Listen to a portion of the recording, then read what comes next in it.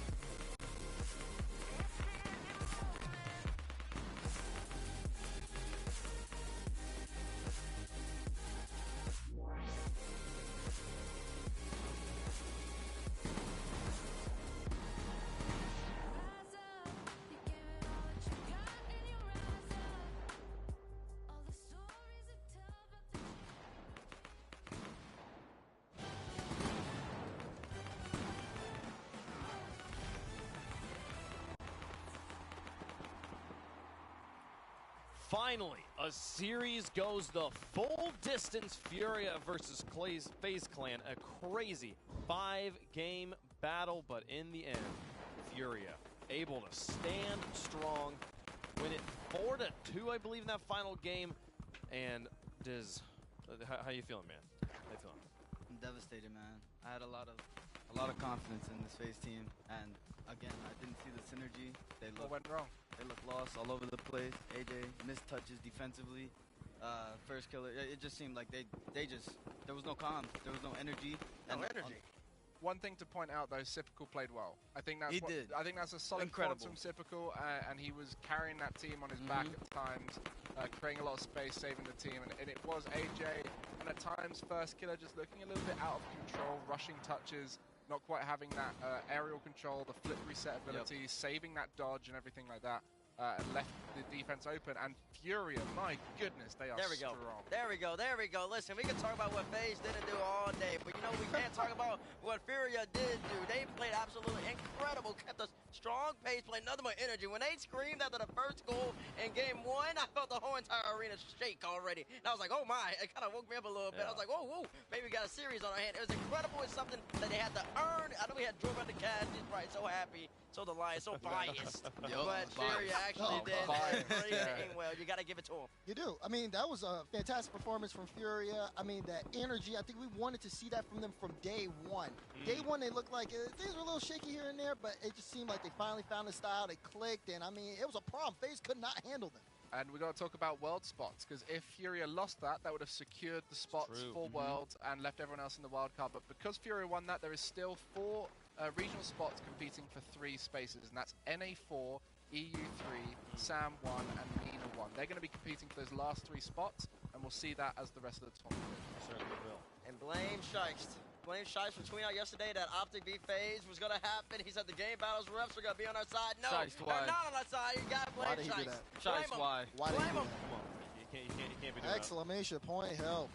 As we look at the bracket, we are closer and closer to getting back up to uppers action, but we have one more match to conclude here. Oh, Lord. We're done today. Furia and Optic is a match set for tomorrow. Match for the ages. It's going to be a wonderful one, but we got to find the opponent who's going to play against Moist. It's time for the match of the day for many people. G2 Esports taking on Liquid down here. Another European representative role is trying to stay alive and make it to the crowd. These young boys, TL, they're so hyped up by their region, specifically for the last regional performance that they've had. They look like the top 3 teams in their specific region, but they're going up against, what, the Red Army teammates in G2. Oh my goodness. I mean, hey, G2 is really, really good, but listen, Liquid, if they're going to have a shot in this matchup, I was talking to Dragon, I believe, strictly Dragon. I mean, I believe this Liquid team is arguably a top 3 mechanical team, if not the best mechanical team here. I'm talking about Raw Mechan is up in the sky, really making flashy plays and really showing that they can compete with anybody. And it's that up to this young man along with his side, his 2 teammates, Towson right there, that really have to play their best game. Going up against one of the fan favorites, if not the favorite of the tournament. Wow, there we go. Chronic in the middle, the eldest of the 3. Sit up. Tee up, Chronic. Tee up. He's finally focused up, and yeah, he was that player in RLCSX that came out of nowhere. He sure did. Carried his team on Godsmiller's team. Had a little bit of a pause, waited to find the right teammates, and Liquid believed in him to bring up these young players and come through. 2 of our youngest ever LAN players in Atto, and then the last player on the end, Oski. I just want to say, like, for Chronic as well, I mean, seeing him come into the scene and really just show up as a player and a personality has been fantastic. I mean, the kid's, like, stepped up and almost a grown-up, so to speak. I mean, we talk to him a lot. He's very vocal. He's very active. He's very confident. And just overall, like, a treat to just be able to speak to. I'm very proud of him as far as this Liquid roster is gone, because these are some young kids who have made some very big strides. And Chronic, the first Portuguese representative at RLCS LAN, and Oski as well, representing both the English people and his Polish family heritage. And so we're seeing some new nationalities coming in. I mean, Belgium, a nationality we haven't seen much of, only really Astral. So this team is a whole mixture and some of the best young players in Europe coming this together. This is why Greg is on the desk. He would know that, and I surely wouldn't. Only no States people. Where is Portugal, team? That's an excellent question. Somewhere near Spain. True, that is very true. Not wrong. On the other side of the pitch, though, Bates. G2, we didn't expect to see him in the lower bracket this early, but what's the state of the team? We sure didn't expect to see him here. Listen, Carmine, you got to give it to him. They played a really solid series, but G2, they lost because of the kick off those things. But this is probably the most composed team, probably the most mature team in RO Esports at the moment. I know they probably shook that match off. They're probably a little frustrated that they ended up losing that, but it's a new day, a new completely different G2. And they know, starting with that young man himself, JNAF, the leader, the captain. Or maybe this guy, I don't know, it depends on who you prefer. Both of these guys are true veterans in this team, and they're really going to be here to perform, and they have to in order to be Liquid. And I think I've touched on this. I said Atomic, you know, we talk a lot about Atomic, and Chicago and JNAPS are the two that don't get enough credit. They're the best standing duo in the game, in my opinion.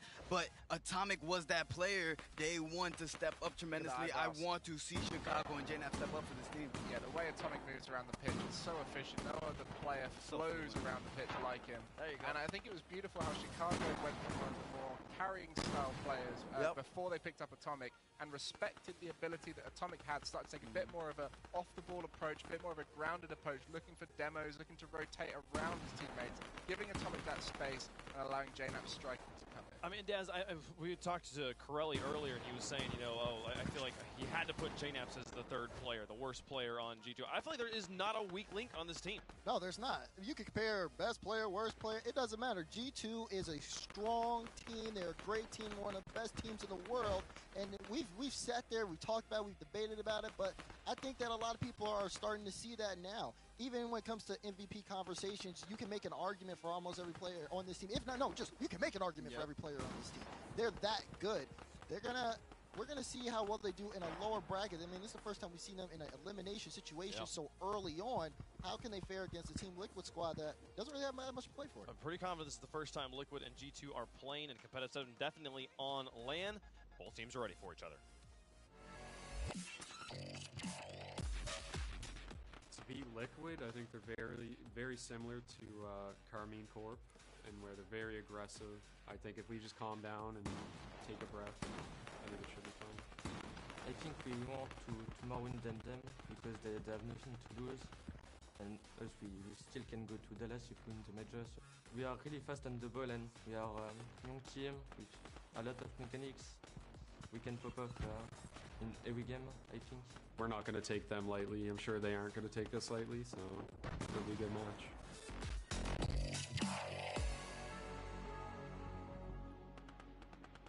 Teams both ready to take onto the pitch. Chat, let us know how you feel about this match. Hashtag TL, hashtag G2, which side you fall on here. We heard Moist earlier, Gregan, saying in an interview in the Oasis, they said, hey, you wanted to face off against G2. If G2 wins here, you get that match. Are you pulling for G2? You think G2's going to win that? And they said, nah, Oski's going to farm. And I think that really what that spoke to me was the Europeans feel the pressure that they need to represent their region. And for the first time, they're like, no, any European team doing well is good for us here. How do you feel about it? Well, I mean, speaking of the Moist boys, Joyo was speaking to me. He's like, he sees Liquid as one season behind them, as this team to watch, and he reckons this is going to be their LAN where they make that long run, just like Moist did last time in LA. So I'm going to say Liquid to start things off here. I mean, I'm going to avoid looking at the first touch, guys, because I know they're grimacing right now, like, what? What's he talking about? So I'm going to look at you for the rest of this one, Wave Funky, and hear what they have to say. Keep the vision over there. Okay. Because what you're doing is absolute blasphemy. That's exactly what's going on. First of all, you should already know I'm going G2. I got the card. I'm sticking with them. I'm going to stick with them the entire tournament. They're the ones that are going to win this one. But to say what you just said, Gregan. To the back of his head. You said, what did you say? Yeah, back of Gregan's head. Listen, you said Moist said they are a season behind him. So why do you think we're going to make a seasonal gap in 3-4 months? Is that what's going on? G2 are on the NRG route. They're going down. No, first of all, stop bringing up That's NRG. BDS on the NRG route. Right, exactly. BDS said Toodaloo. I feel like everyone's looking at me right now. This is making me really uncomfortable. Daz predicted G2. I mean, basically just do the honors. I mean, G2, for one reason no. Casey played really aggressive. They kind of surprised G2. Liquid plays kind of the same. I'm going G2. They're going to expect that this time around. Yeah, I think we can keep it up to Coach Popovich. You know, Sathi, he's going to make the adjustments. Casey plays very similar to Team Liquid. And, you know, Greg, in the back of your head is looking really shaky right now. I'm going G2. He's getting nervous. He's getting nervous. Wave, you know what to do. What about you, Wave? He can't look anywhere. Yeah, that's right. Come on, You better look down. Look at that when we come back. Look down. What do you think was gonna happen here? Come on, look at that. You know. Come on. What's going to happen? Man, it's going to be real embarrassing if Liquid wins this one. Let's get into the gameplay and see how it goes. Team Liquid carrying the hopes of Europe as many teams have fallen. G2 trying to go back-to-back at majors. They got to get through Liquid to do it. The games start now. It is our last match before we get to the crowd, and it is one Johnny and Turtle that has an awful lot on the line. Worlds is getting closer, but we still don't know who is sending how many teams. And this is huge, not just for the teams here, as the desk was saying. We've got Semper back home. They're really pulling for the Liquid. We've got Complexity really pulling for G2. That's the big storyline here. And, you know, NA dominating the Winter Major could all be undone if G2 lose here. That could all get completely wiped out. Right.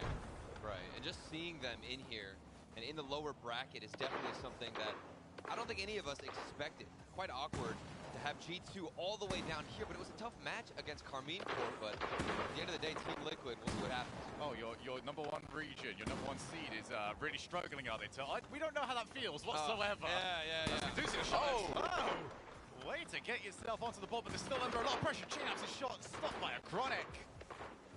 But G2 putting so much pressure on. It's just going to be wide. Johnny, as we get ourselves into this, if Liquid has to have a chance, they need to keep out of these positions. They need to avoid being demoed. Yeah, and what a way to start things out here. Chicago off the backboard. Atto can't really get the best touch. It needed to be a stronger clear. You saw what he was going for. Looking for that passive cross and a nice transition, but doesn't connect. Yeah, G2 just so organized of a team.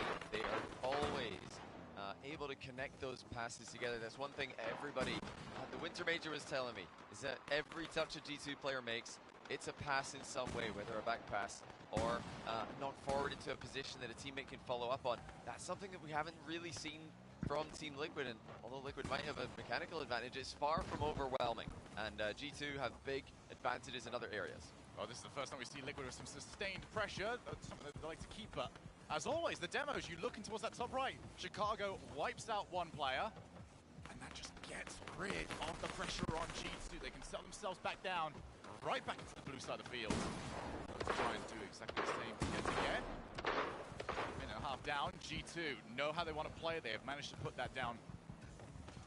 Big question for me is how this G2 back line starts off in this series. I mean, that was the main concern I had previously against Carmine. It seemed like they kept committing and couldn't figure out how to position two players. Now they're getting demoed left and right. And they haven't played too much defense, which is obviously a highlight here. But once Team Liquid starts to fire up on offense, that's where my concerns come out with G2. I just wonder, will that happen? It's in fact Liquid who started the stronger of their two teams in the last two matches they played.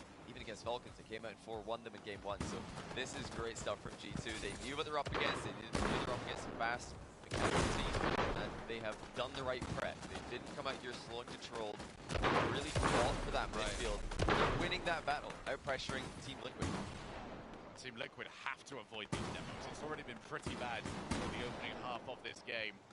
Thankfully for them, it's only led to one goal. You can recover that, but the adaptations have to come on in. Pass to Chicago in a toe.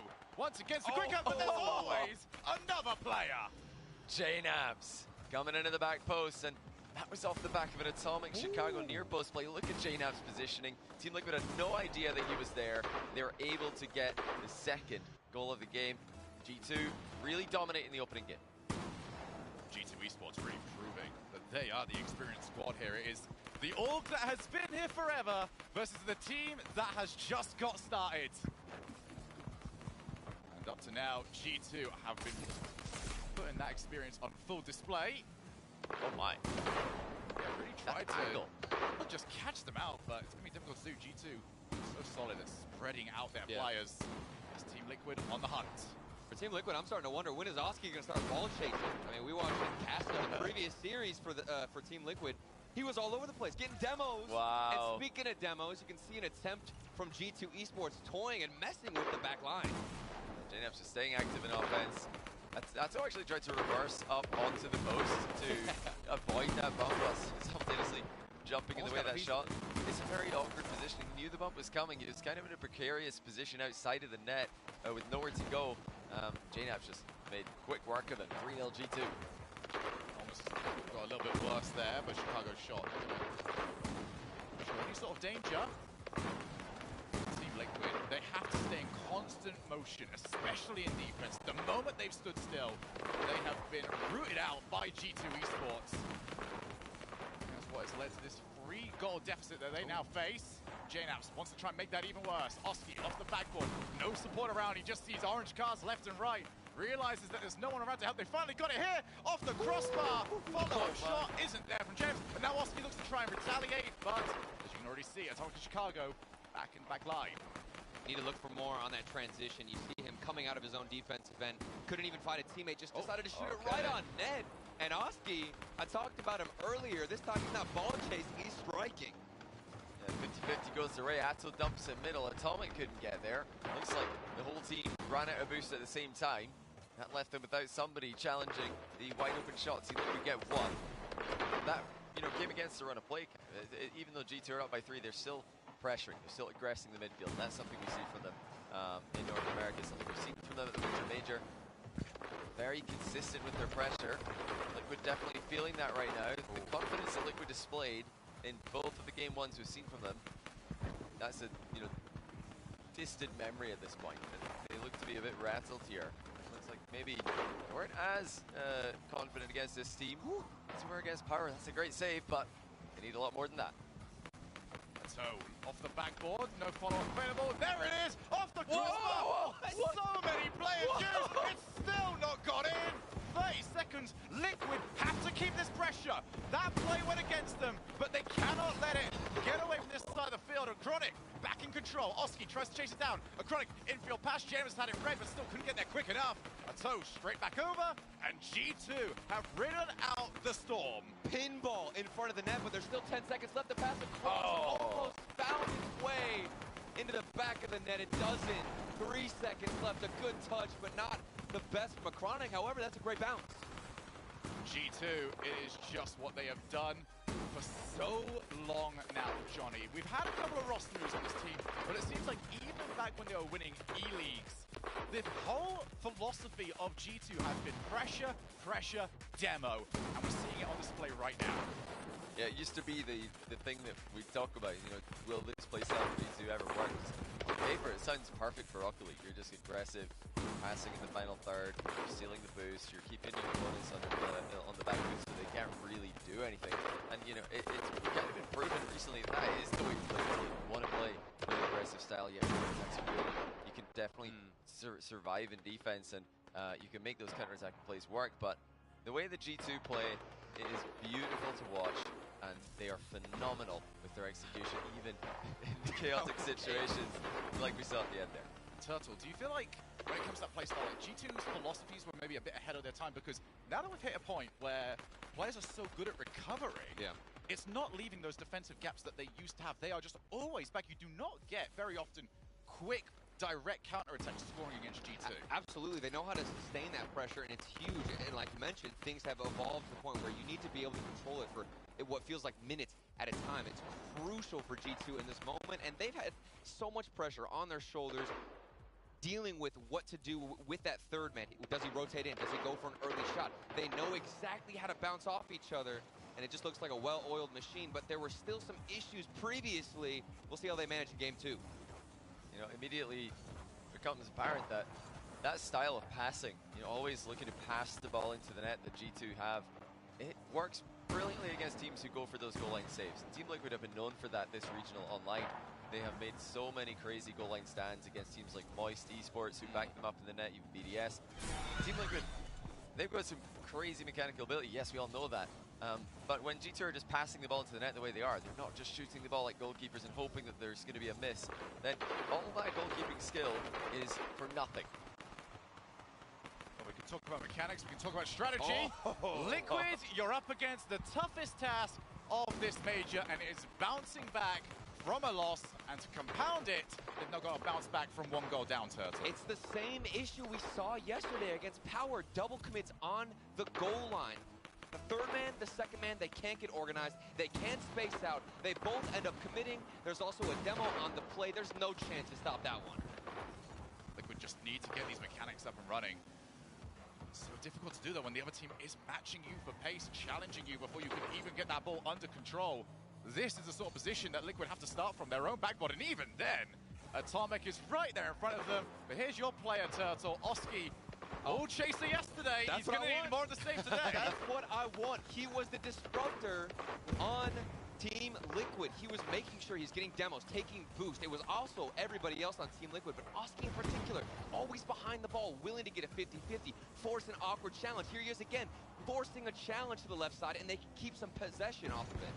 And nearly getting half a chance there off a, I think it was just an accidental miss from Team Liquid.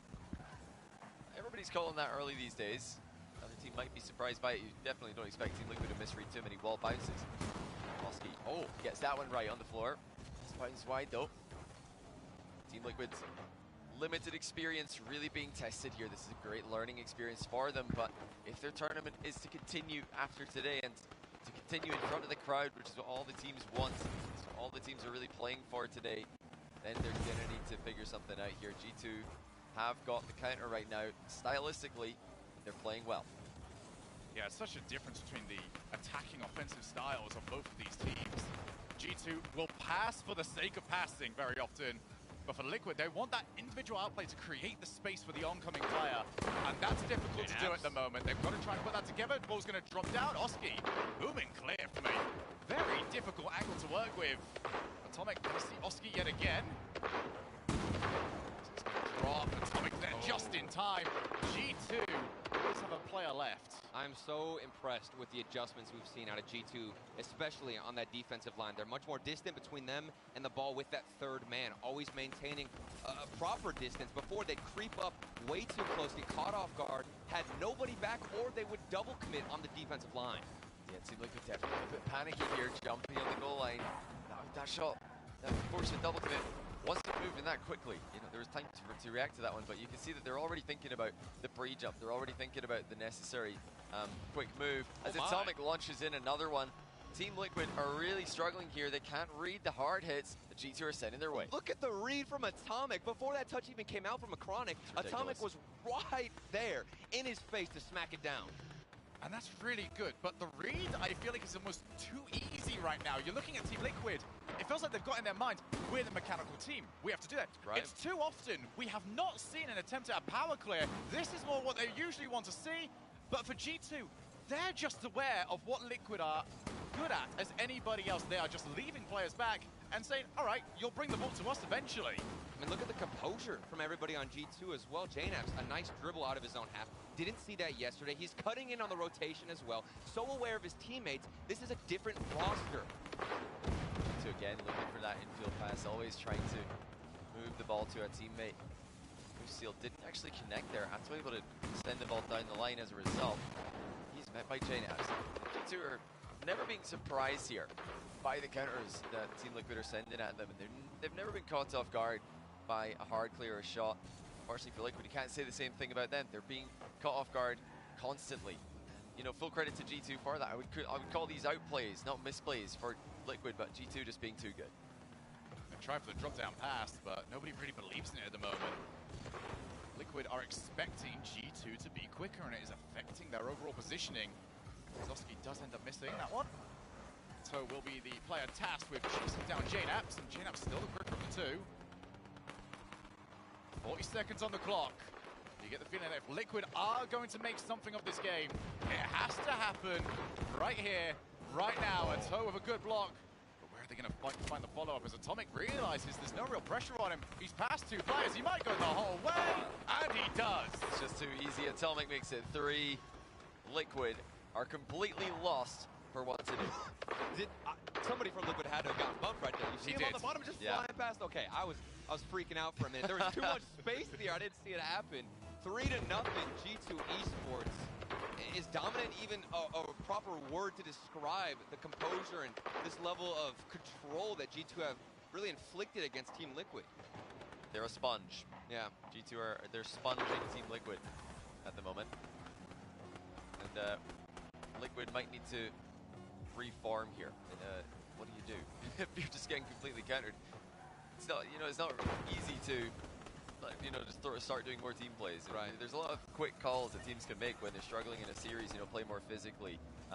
Play more for solo plays, but play more for team plays is a tricky one for Team Liquid to do because G2 have had so long to build up that synergy, and I don't think Liquid can match them in that regard. Definitely not in the same way that Team G2 can level up and they can step up their pace and go toe-to-toe with one of the fastest teams in the world. We knew that Liquid would be quick. We've seen how mechanical they are. And it's not been a problem for G2. They've handled all that, and their superior positioning, their superior teamwork has been far more impactful than anything Liquid have done. Turtle, I really want to ask you a question about this because you're our residential pro, ex-pro over here. You're the one that has been there. You're the one back in my day. One of the most legendary walkouts that we ever saw. That's all I'm known for. Nothing on the field. Thank you. But I really want to ask you, when a series is looking like this, when it's just nothing seems to be working at all, how do you approach that during the 60 seconds that you've got between? Because somebody has to speak up. This is one of those things where you need a physical reset. They are so ingrained right now with this playstyle where they think they're better than them.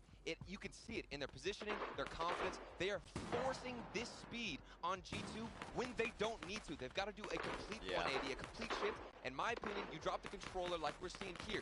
No hands on the controller, reset, come back in with a completely different playstyle because you're forcing all of that speed. You're flying at every ball, trying to outpace them. It's not working. G2 too composed, and on match point, you've got to make a change. Until speaking of your walkout, I expect you to be coaching some people ahead of tomorrow. Yeah. I want to see some good walkouts. Oh, things are definitely in the works, okay? Ooh, I like to hear that. There's a toe.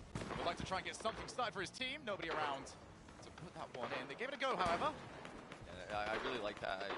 Mentioned about the speed not working. We did see some pretty crazy early reads being attempted. Though that's open though, and a great start for Liquid.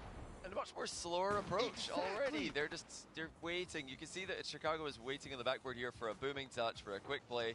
No, just a nice slow movement forward. And I actually expect to see Liquid do that on the ground as well. Just bring the game down. Trying to read every bounce ridiculously early is not working against G2. They're fast enough to match that. I'm just so happy to see that from Team Liquid and not force it off the backboard with a huge hit, try and outpace G2. He took it to himself, controlled it, and you'll notice that G2, the habit they've been in, because it's been working so consistently, is just waiting, lurking on the backboard. This time, it didn't work, and Team Liquid are able to take the first goal, maybe the second one off the post, the follow-up wide, not even making contact, and Oski's going to want another try at that. Just one of those moments when the game doesn't agree with you whatsoever.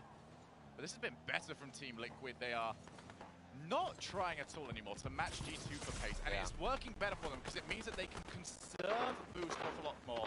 When those moments in the midfield end up happening, more importantly, G2 are now being forced to lead players in their own side of the field. Previously, Jenna's just been sat behind everybody, getting bumps, getting demos. Now he's got to get saves like that one. What a stop, JNABs showing off defensively. And, we haven't had to see a lot of G2 defense today. There's some more. Atomic with a goal line save. You've got to remember, they're class at both ends of the field. G2 don't play a lot of defense because their pressuring style suppresses their opponents. But when they are backed up, they know exactly what to do. Liquid will really have to work to get past him. Oh, that was actually a miss from G2 though. I don't think Team Liquid expected that one. Brief free touch. That's, oh my goodness, it's in! JNABs ties. And, we almost saw a bizarre goal at one end. We do see a bizarre goal at the other. It's a pre-jump defensively. I mean, he's already up. He's already trying. Yeah, and the shot just right behind the attempted save. G2 right back in it. And this is what we had a little bit of a sight of from Liquid in their match against Falcons. Falcons adapted really well, but once Liquid stopped getting goals going their way, the momentum just ended for them after that. Liquid needs to make sure that that does not happen in this game. You can sense the fear that's been instilled into Team Liquid after the first two games, flying across the net. Understanding that G2 Esports are certainly a team you don't want to mess with and can't underestimate, but you have to be cautious that they are not giants and you can take them down. And they would have started early from off the post. They keep finding it, and yet again, another shot will fall. That is so important for Liquid because before G2 had even scored, Liquid would have been looking at that and saying, we should have been 2 goals up. You cannot allow stuff like that to be something that is still relevant later on in the game. Liquid right that wrong, and now back into the lead. Yeah, long time left. And this is something we didn't really see between Liquid and Falcons. They're only lost in this tournament so far. As soon as momentum went Falcons' way, it stayed going Falcons' way. This is a bit different now. G2 started off with complete control, complete dominant performances. Now we're getting a bit of Liquid action, and they're making G2 look a bit uncomfortable. Chicago did have one heroic save there, but needed a bit of help with the second one. Unfortunately, JNF's did something right around. Now it feels like Team Liquid are starting to exploit a lot of the issues that we did witness and see yesterday from G2 Esports. Is the goal line defending, where they can't get the rotations in. I was rewatching a lot of those matches. A lot of the goals that went in against G2, 2 players were either in the same spot or nobody was rotating back to net. They couldn't find boost. It's a similar situation. They're struggling to get in front of the ball, and we've got more and more free shots for Team Liquid. That's a pretty long time to be double committing. Both players extremely high there for Liquid, trying to go for the same ball. The comms got to be they've got to be quick, got to be clean. In moments like this, they're going to just barely survive for a moment longer. G2 knocking on the door again. Just over a minute and 30 left. It's a minute and 30 that Liquid need if they want to stay in this tournament. Chronic off the backboard. It's going to battle the cross. Oski will be the first one. He wins the race, and he gets that 2-goal lead. Well played, Chronic to get the shot past the goalkeeper there. It's all about just making sure JNABS doesn't make contact.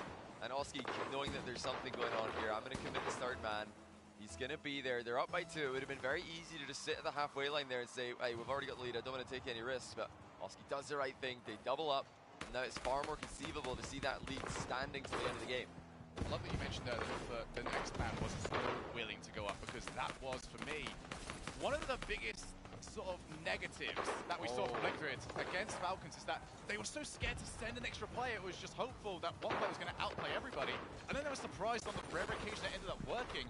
Now they know that their only chance is to get that small gap against G2 and make sure somebody is there. But the fake JNABS gives a little bit of breathing room for G2. They look to try and work their way out there inside the field. It's such a change of pace, though, from Team Liquid. They're able to match the composure of G2 Esports, keep the ball to themselves, the control on another level for Team Liquid, and they're going to need just that control in the last 35 seconds if they want to continue playing in this series.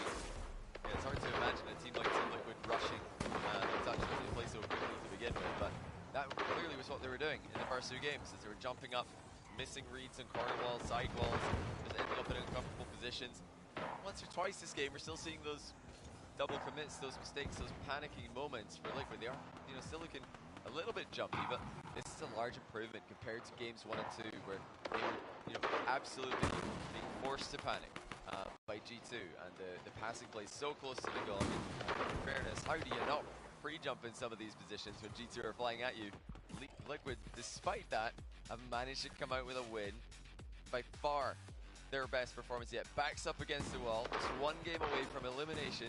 Liquid get the win. And for a lot of coaches out there, this might be a little bit of the hopium when you take on Liquid, going out the window if they do make the comeback happen, because if you're going up against them, everyone's saying, oh, they're the inexperienced team. We saw them not adapt in previous series. If they adapt, come back against one of the most experienced teams out there. That is every single detractor that you can put on Liquid out of the window. And this is a team this is their first event, Turtle. And it's their best of 5. It's not a 7. You don't have a timeout. You don't have that much time to figure things out and what playstyle needs to change. And they did it. They managed to compose themselves, shift things around with their playstyle, and they are taking it to G2 Esports. The question now, John, does it continue on, or what do we see from G2 Esports? How do they change up? Because the ball's in their court. Yeah, G2 have got levels, certainly. I don't think that was peak G2 at all. But unfortunately, for all the G2 fans, Liquid do have the potential to beat them, even with a few mistakes here, double committing, unnecessary pre-jumps in defense. Liquid still got a win there. So, based on what we've seen this weekend, I think what I can safely and confidently tell you is that Liquid can beat G2 from these kind of positions, but G2 should beat Liquid from this kind of position. It's still very much a G2. It's even more a G2 favorite series after what we've seen this far. Can Liquid produce 10 minutes of controlled aggression? Can they produce 10 minutes of mixed aggression where they don't play predictably? Let's find out. Decent start is the top corner. Denied by G2. That's the beautiful part about our esport, is that it is only 10 minutes that you have got to do at that level to protect that ground. Heck, for Liquid, it's 5 more minutes and suddenly they become the favorites. If we head over to Game 5 of G2, as you mentioned, Johnny, there are levels, and they know how to hit the very top of them.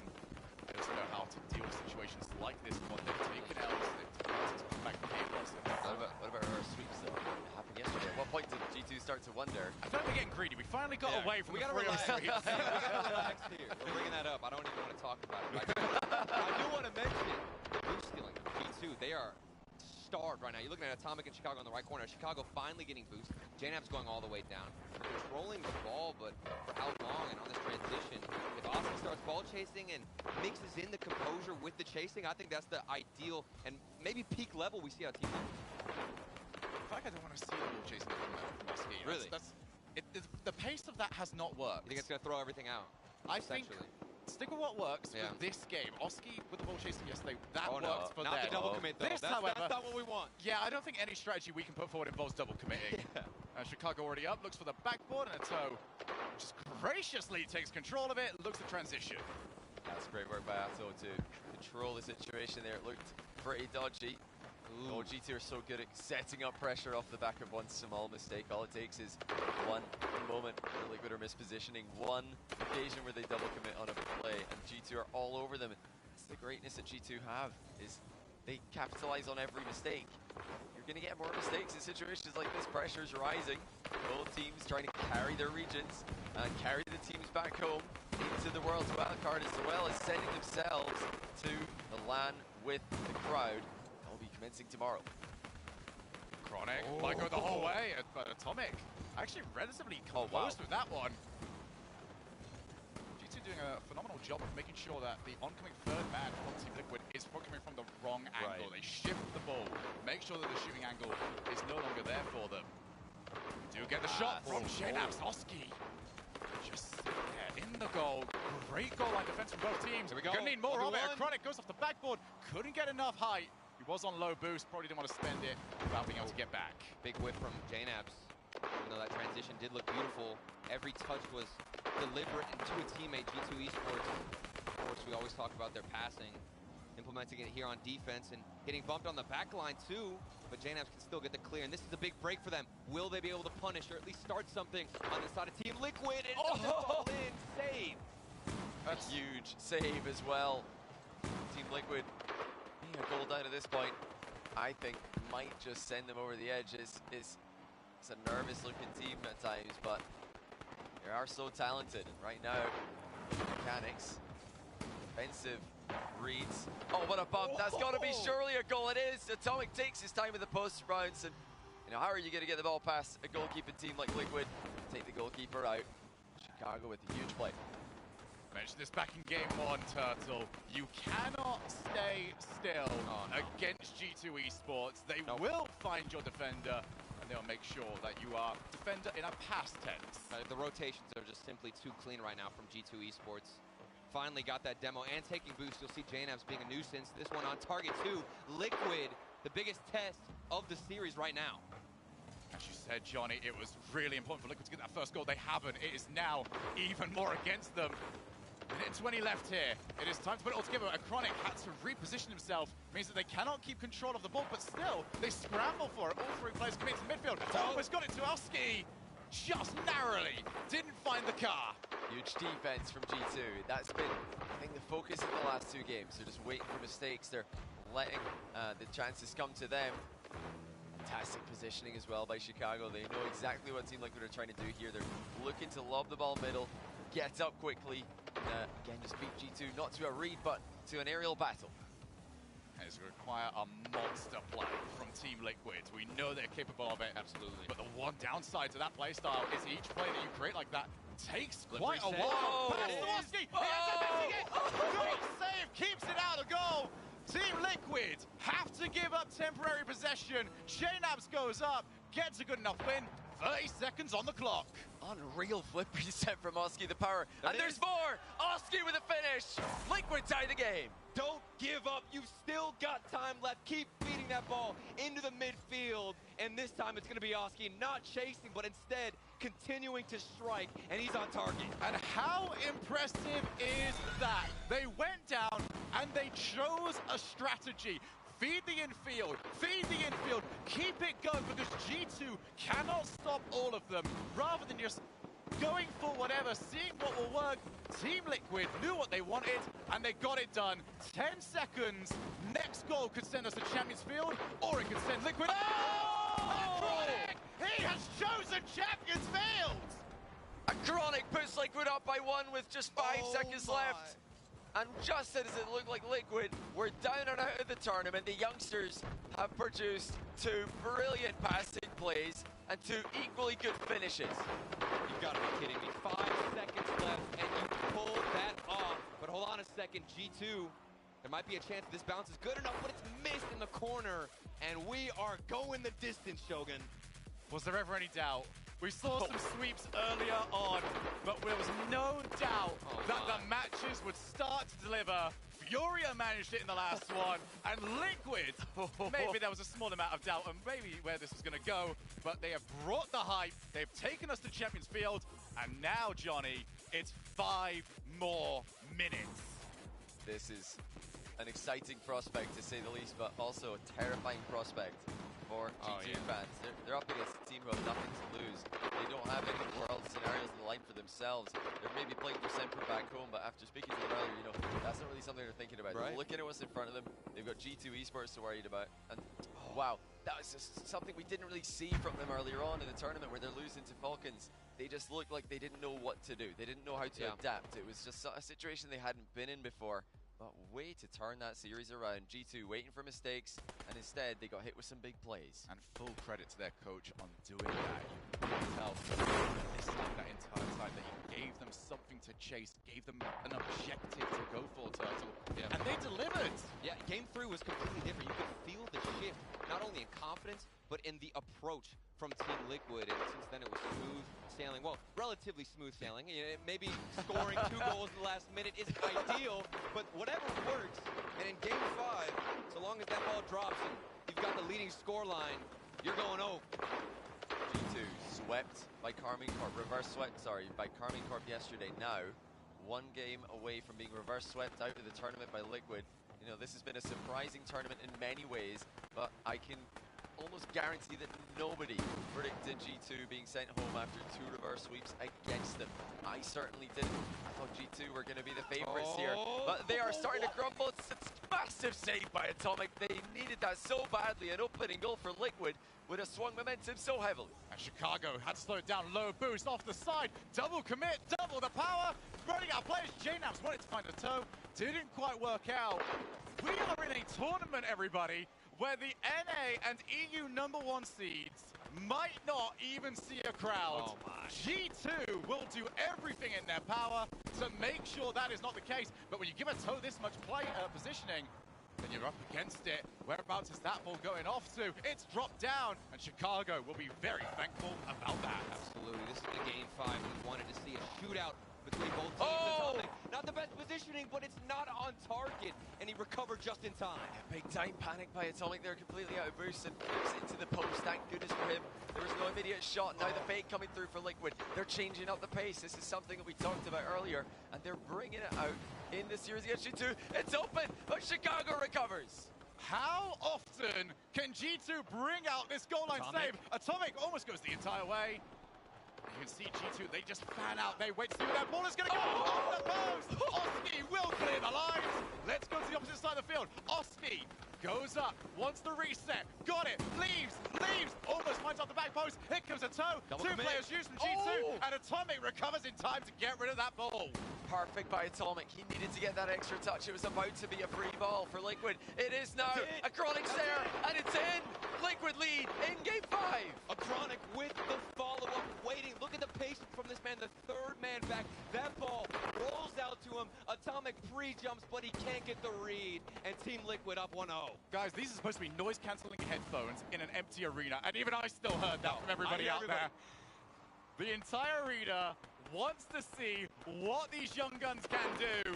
Ato and the rest of the crew 3 minutes away from eliminating the last major champions. Unbelievable. Brackets were dead after day one. Now they look ridiculous. They look completely and utterly wrong in every possible way. Can G2 produce the level that they've shown the world at the Winter Major? Can they dig deep? Can they come back from behind? They went through upper bracket in the Winter Major. They're in the lower bracket now. This is new territory. Oh, I mean, how bad do you have to feel for G2 fans? This would be the second reverse sweep that happened to G2 in this tournament. Think back to Campanita. It happened to them. It can happen again, and Team Liquid know it. And Liquid look like the better of the two teams at the moment. They are the ones controlling the pace. That one's off the ceiling. Good drop down. Atomic with Chicago in support. Leaves it for a try for the pinch shot. What? It was a real hopeful attempt, but G2 at least still willing to try stuff. Well, you know, G2 hitting the ball away, conceding possession. That's not something we see from them often. That's not something I almost see from them ever. Just giving the ball away like this. I mean, and that's a speculative effort at best. And they've given Team Liquid a free possession play off of it in maybe a position they could have used that demo man to run ahead of the play. Chicago does clear. Atomic can't get control of his car in time. Oski's back in it. And Oski... Oh, he's off the demo! Here comes the top corner! Team Liquid 2, G2 0! Back-to-back demos of Chronic taking him out the field. And the follow-up is there. 2-0 Team Liquid. They end up in destruction. That is unbelievable by Liquid. A double demo backed up by an immediate shot on target. Now G2 have double the work to do. And they don't have a lot of time left. Chances are few and far between. Where's the pressure we saw earlier on in the series? G2 are getting a bit of a look at the goal, but it's just not enough. And they've got to go coast to coast yet again. Chronic with the ball chase, just putting some pressure on the ball. Oski moves straight forward. There is full trust in the third man from Team Liquid. They don't want G2 to settle into their rhythm. It's going to be left for the time being. Not going to send the third. There it is. Liquid happy to settle on this 2-goal lead. Again, just a long clear. Someone from Liquid's there for it. G2 conceding possession often here. Now they've just got 45 seconds left to go. That's a pass. That's what G2 have been missing. And that's right by Liquid.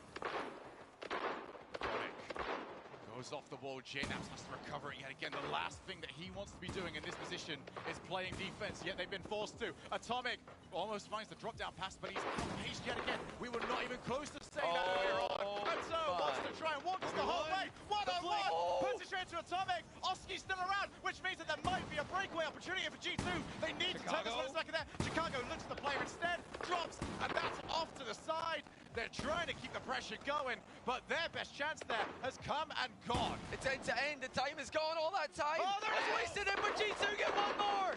Atomic with 8 seconds left gives them a lifeline.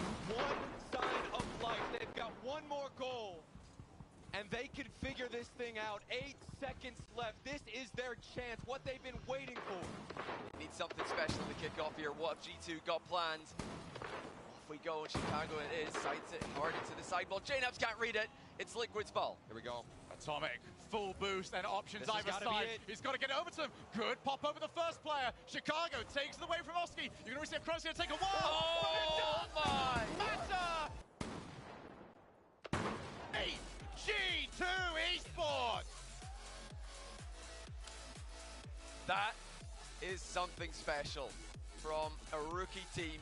The youngest average age team that we've ever seen at a Rocket League LAN, and they produce a reverse sweep against the defending major champions. G2 crumble in a way that we've not seen at all before this event. Karmine Corp and Liquid both able to reverse sweep them. It's back to the drawing board for them, but hats off to Team Liquid. They did it in style. That might be one of the best recoveries we've seen, not only from a rookie team, but any team here on this international setting, in this international context, ever. A best of 5. Come back, completely shift things up, flip the script. Without shoes! He didn't even use any shoes. Doesn't need them. Unbelievable. Might be Ato's a different breed. He's so tall that you could get these under the desk with those on. But Wow. Team Liquid advanced. That means we're going to have 3 teams from EU in the top 8. And, after starting off the day with 3, it was looking pretty bad. But now it is down to 3 as well. We got 1 from South America, 1 from MENA. It's a very balanced top 8 at the moment.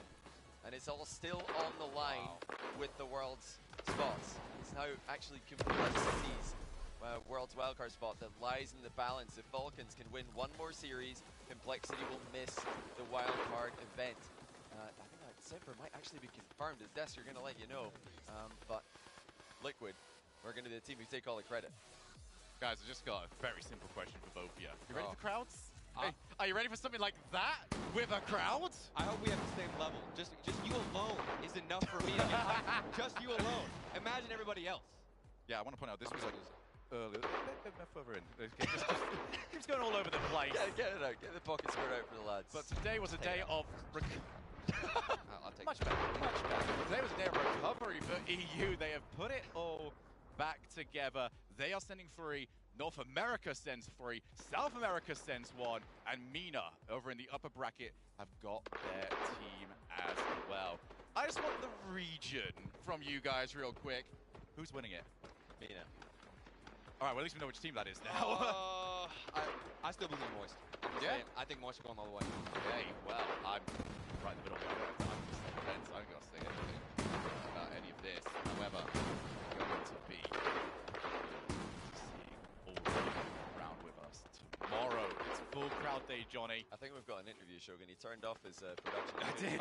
We've actually been told. Jan's been yelling at me for ages now. You can throw the interview whenever you want, actually. All right, well, let's do exactly that. All right, Orbit Subi here. Listen, they're doing it. Listen, well deserved.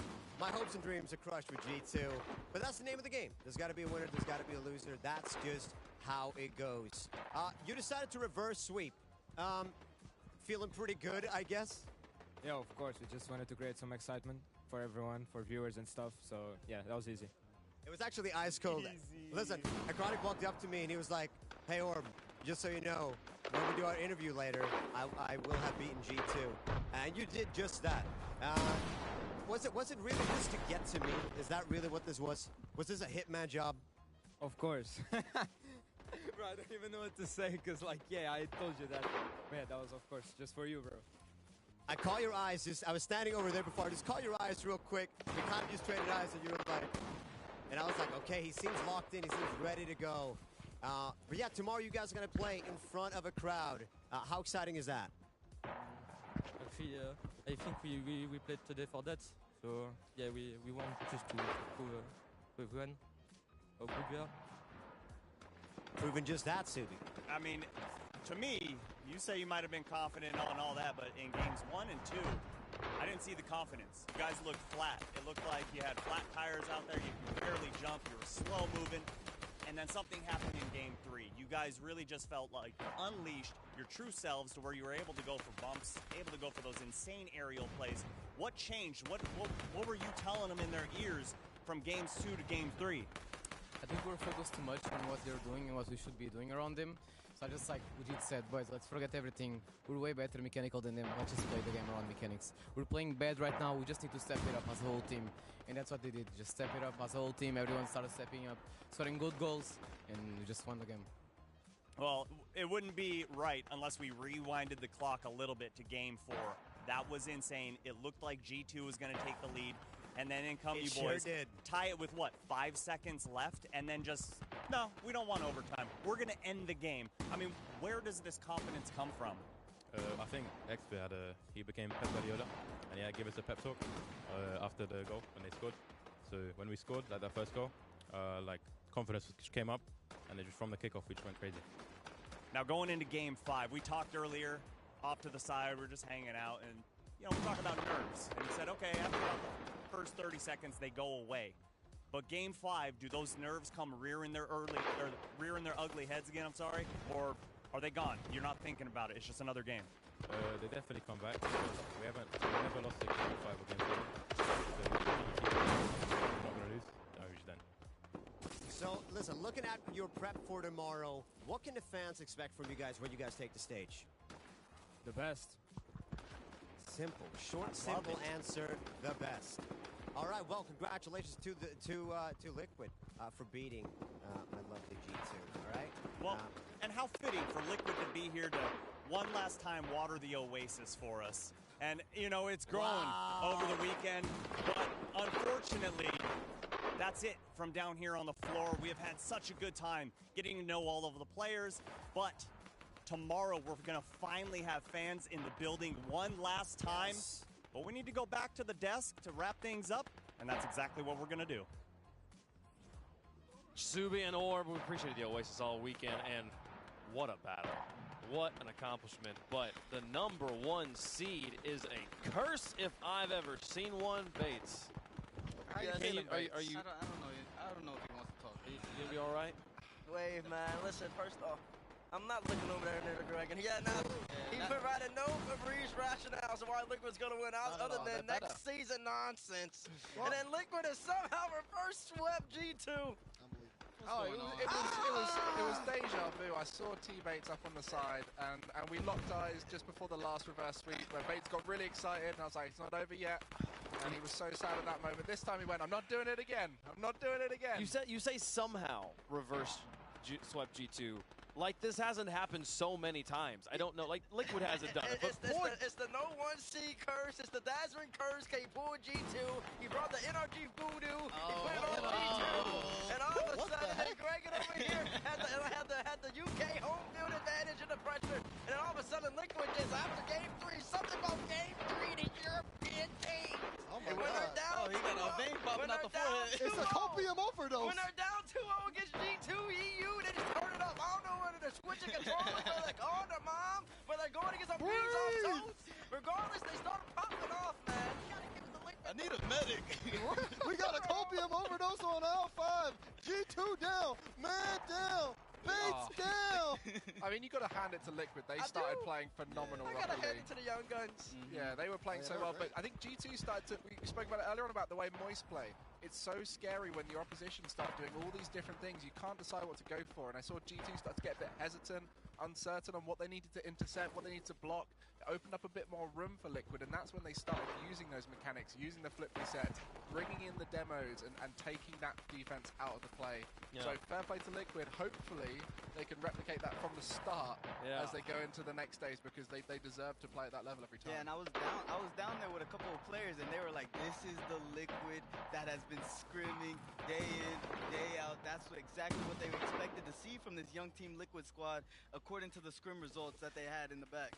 Well, we got to show people the bracket and how things look after the end of this group stage, the Oasis play. We got people coming into the stands tomorrow to watch the game play. There are 8 teams left. The upper bracket, we've got K-Corp version 1. Those teams have been sitting just thinking about what they want to do the whole time. We've got SSG taking on Falcons, Furia versus Optic, Moist versus Liquid. I mean, Daz, is there one match you're most excited about? I mean, they're all excited. It's really hard for me to pick one, just like looking at all this. Honestly, if I had to, I kind of want to see SSG Falcons. I want to see if we I want to how see that the clash energy. of playstyles right there. Yeah, that's going to be really high. You want to see Falcons destroy a North American team?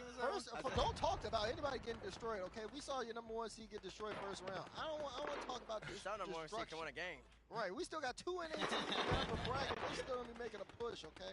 Do you know what's funny? After all this time, the whole North America playing better, and I know I'll put my hands up. You guys have played better than us in the last 2 majors, and at this stage, what that means is we've now got 3 European and 3 North American teams clinched for Worlds. So after all that, the world spots are still the same. So it'll all come down to you remember in RLCS we were like, NA, EU. We were like, RLCS 21 is going to settle it. And we're no closer. We played 3 whole splits here, and we still got 3 teams at Worlds from one and 3 teams from the other. It's about to be Mina and Sam's supremacy. That's what it's about to be. There is one situation, though. So there is two regions that are fighting for one spot. It's MENA and North America 4. Now, MENA have to lose both their games in front of the crowd. And if they do that, then that will be the spot will be taken by North American 4. But currently, it's 3 EU, 3 NA, 1 South America. Furia locked that one in earlier today. And that final spot likely MENA, but as I said, if they lose both of them, it'll be a North American spot. That's Worlds, though. We got a ways to get there, and we are here at the Copper Box. We are, and it's finally time to bring in what made this special The crowd is showing up tomorrow, Greg, and we've been waiting so long. I mean, the atmosphere today with just the players, family members, all the players who have been sitting out today, the players who've been knocked out, all getting involved and screaming for the games, and the atmosphere is already electric. So imagine this filled out. It's going to be incredible. It's been incredible. It's been a wonderful time. The Copper Box, a very special place for the fans of Rocket League, all because of one. Tries to clear. It is almost there. It just as it hits the floor. Violet Panda puts it a long way, and it's almost there. Justin keeps it alive. Turner passes there. Bounces into the corner. Energy still around. Justin hits there for the shot. Justin! This is Rocket League! Every sport has a greatest moment. A single instance that fans of a given generation can point to as the pinnacle of their story. The Justin buzzer beater, the Season 5 World Championship in London, is that moment for Rocket League. The single most spectacular moment of clutch our scene has ever witnessed. Yet, the Justin goal is unique in the landscape of esports' greatest moments, namely in that the team that scored didn't win. Years later, the Justin goal still stands as the greatest moment in the history of the game, which begs the question, what makes a goal better than a championship? To find out, we need to discuss the recipe of what goes into immortalizing a moment of competition. To my understanding, there are three ingredients: story, spectacle, and urgency. So, how does the Justin goal satisfy these requirements? Well, to start, the story couldn't have been stronger. In 2017, Europe dominated Rocket League, and 2018 was looking no different. Dignitas arrived in London as the defending RLCS World Champions with back-to-back World Champion Turbo Pulsa headlining. Turbo was the only player to have won multiple world titles. No team had ever repeated, but a win in London would make them a dynasty. Across the pond, NRG had wowed the world with a perfect season, going 7-0 in league play. Seasons 1, 2, and 4 had seen the team or its members eliminated by the second round. Season 3 had been their best performance to date, but I'll give you one guess who they ran into. Everyone knew NRG was good enough to beat the best, but we hadn't seen them do it in front of a crowd, despite being the kings of online. Garrett G and company were effectively underdogs, playing an away game in their rival's very loud house. Landon had already established itself as an historic event. The raucous crowd had raised the standards for esports audiences everywhere, and it could be argued that that energy gave this particular championship an extra edge of importance. Now, while the crowd was holistically supportive of all the Rocket League teams, the EU home field advantage was obvious and understandable. In fact, prior to Season 5, Dignitas and its members averaged a placement of 2.6 at the World Championships, while Garage and Fireburner had a paltry 6.2 between them. Like, Dignitas averaged a podium finish. The gap between the two teams could not have been wider, at least for the veterans. The unknown variable in this equation is Justin. Even before he was old enough to play, Justin was on the radar of the competitive scene, bringing the opportunistic NRG swooped in. NRG was eager to shake things up in hopes of improving their land performance. Season 5 saw Justin fit right in with the team. The first undefeated season on record. It was impressive, but North American League play was not why Justin was on NRG. Justin was signed to the team to crush Europe. And, well... Because Justin is gonna win it for NRG! Energy up on top. NRG will be moving on to the grand final. Statistics and superstitions held nothing on Justin and crew. NRG was in the grand finals, having only dropped 2 games, already their best Worlds performance to date. North American fans had genuine hope for the first time in a year. Their Kings of Online had banished 3 European dragons to the lower bracket of Dignitas. If ever there was a season that could end the curse, surely this was it. But we could only sit, watch, and wonder. When NRG and Dignitas inevitably met again in the finals, it was clear what was on the line. For Dignitas, the chance to do the unthinkable. Back-to-back World Championships, crowning Turbo the 3-time World Champion. For NRG, the culmination of their best season to date, but more importantly, the end of EU's reign and the end of the most potent curse in the scene. The spectacle is, in many senses, the most important ingredient of the recipe. The Justin goal made such waves that it broke into mainstream sports media, famously being tweeted out by ESPN. For these viewers, all they saw was a high-flying player upside down, hitting the ball and scoring, and yet, that was enough. I want to show you this slide, if I run a 50-50 to start things off then.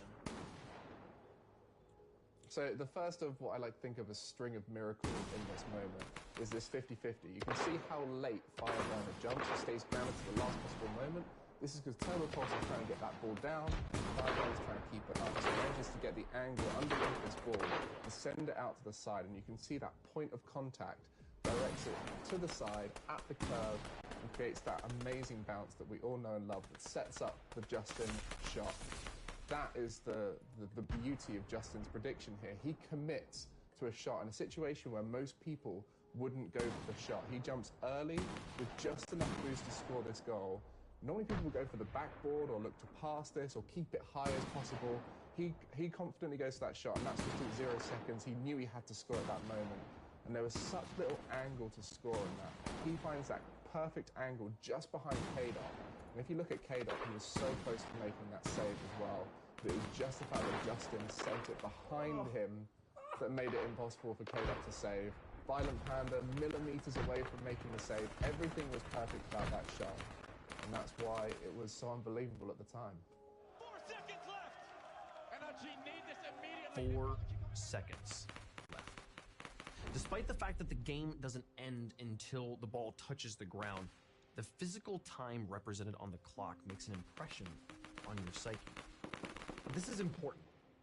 The less time left for a team to score, the less you, the viewer, believe they could possibly do it. This isn't just a trick of the brain either. If we look at RLCS-X, the longest and most game-filled season on record, in the 6,087 games played in just Europe and North America, teams that dropped the lead in the final 15 seconds only managed to equalize at 0 seconds 4 times. A comeback in this spot, at this scale, with these stakes, had quite simply never happened. 4 seconds. And then 0 seconds. The game doesn't end until the ball touches the ground, and yet every second that passes after the clock stops moving feels unearned. It's almost there, it just has to hit the floor! For a timeless instance, the game enters a pocket dimension where Rocket League is played without a floor, and every touch must be perfect. And it's almost there! Justin keeps it alive! And the longer it stretches, the more unbelievable it becomes. There's a key difference between hope and belief. All North American fans and fans of the game at large hoped NRG would score. They wanted it more than anything, but deep down inside, they didn't believe. It was too much. Moments with this many colliding stories, demanding this much perfection against the most staunch statistical improbability simply didn't happen in real life. And the untested rookie has to bear the pressure without flinching? It was impossible. Which makes this genuinely mind-shattering.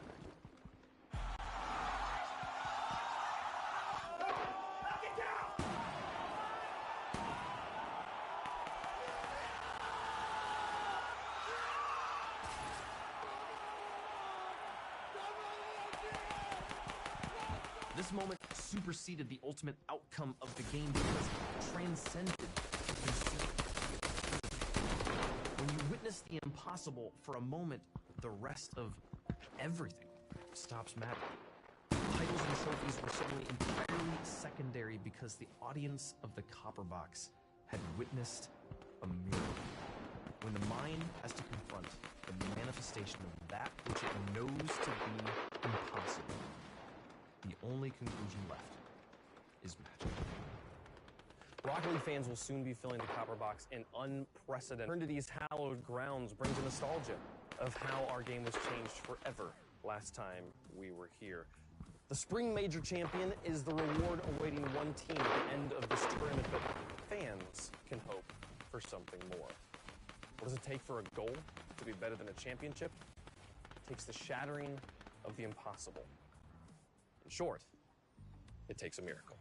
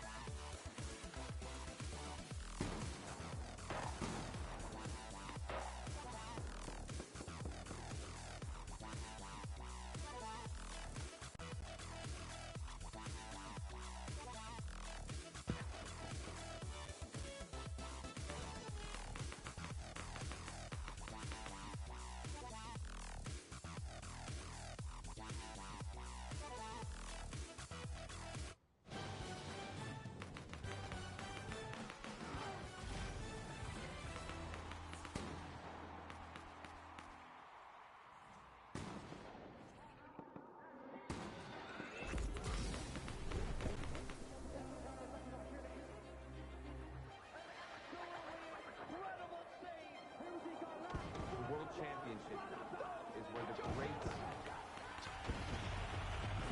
become legendary.